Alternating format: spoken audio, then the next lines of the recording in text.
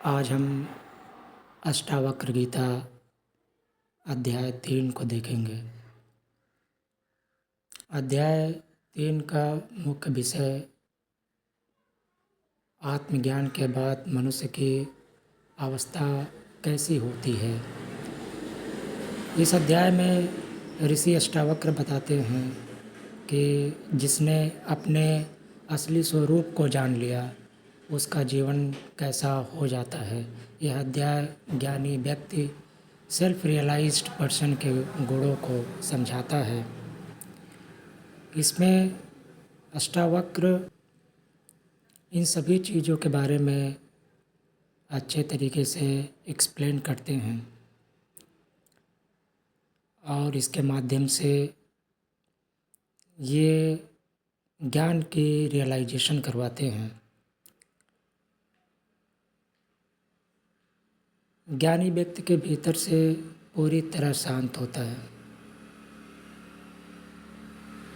जिस व्यक्ति को आत्मज्ञान हो जाता है उसका मन बाहर की चीज़ों से ज़्यादा प्रभावित नहीं होता।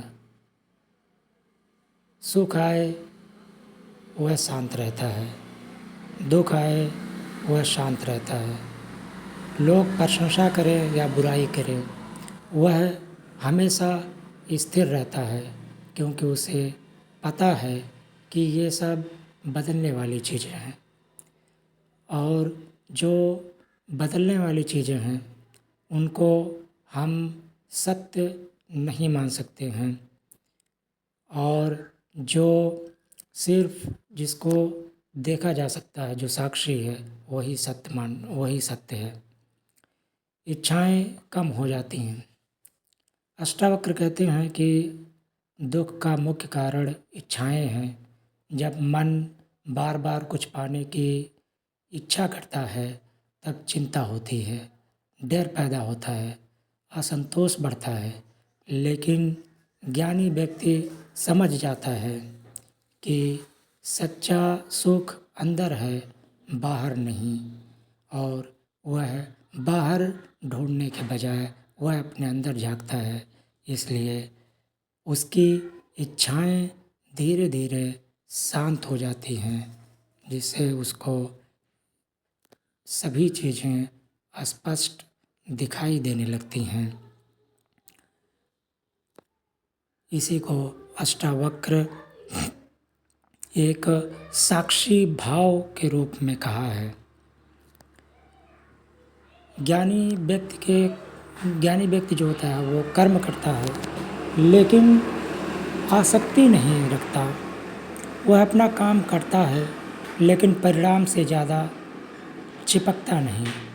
उदाहरण, अगर वो सफलता उसे मिले, उसे ठीक लगता है, असफलता मिले वो भी ठीक लगता है, फिर भी वो हमेशा शांत रहता है, क्योंकि वह खुद को केवल कर्ता नहीं मानता, वह अपने आप को साक्षी मानता है, जिससे वो चाहे सुख हो चाहे दुख हो उसको एक भाव में रहकर उसको स्पष्ट से देखता है। मन ही बंधन और मन ही मुक्ति है। अगर मन इच्छाओं, क्रोध, लोभ, अहंकार में फंसता है तो वही बंधन है। लेकिन जब मन शांत और स्वतंत्र हो जाए तो वही मुक्ति बन जाती है। अगर हम जागरूकता से अपने मन के अंदर देख लिए, अगर हम अपने मन में आती जाती विचारों को स्पष्ट तरीके से अगर हम जागरूक भाव में रहकर सिर्फ उसको देखें तो वह अपने आप गायब हो जाती हैं। ज्ञानी व्यक्ति अकेले में भी शांत रहता है। उसे मनोरंजन, दिखावा या लगातार बाहरी चीज़ों की ज़रूरत नहीं पड़ती।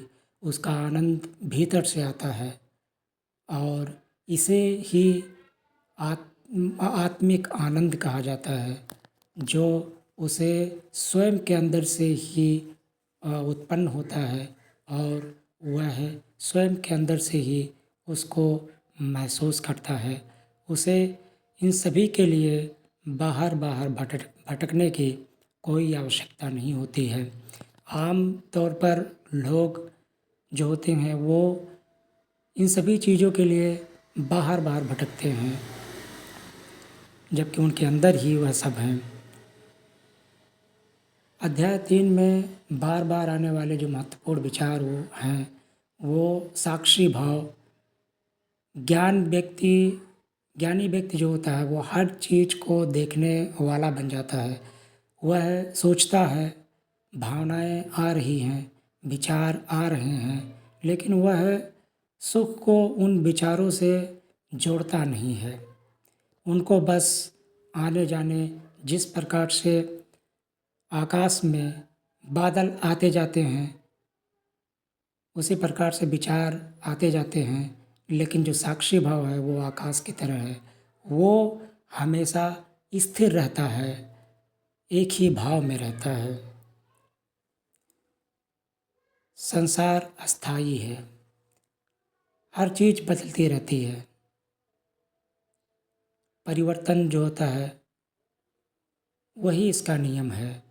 शरीर, पैसा, रिश्ते, परिस्थितियाँ सब बदलती रहती हैं।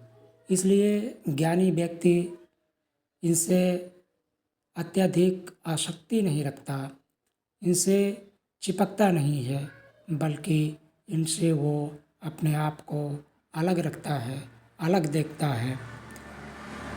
इन सभी बदलते चीज़ों को वो देखता है, इन सभी आते जाते बाहरी चीज़ों को वो एक साक्षी भाव में बाहर से भी और अंदर से भी इन सभी को देखता है। असली स्वतंत्रता भीतर है। बाहरी स्वतंत्रता से ज़्यादा महत्वपूर्ण है कि हम अपने अंदर जो है, अपने अंदर स्वतंत्र रहें। मन की स्वतंत्रता, डर से स्वतंत्रता, इच्छाओं से स्वतंत्रता,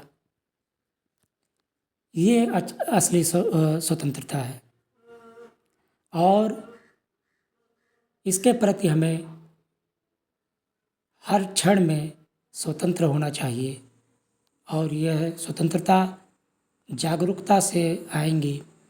जब हम हर पल जागरूक रहेंगे तो हम इस स्वतंत्र जीवन को ज़्यादा बेहतर तरीके से जी पाएंगे।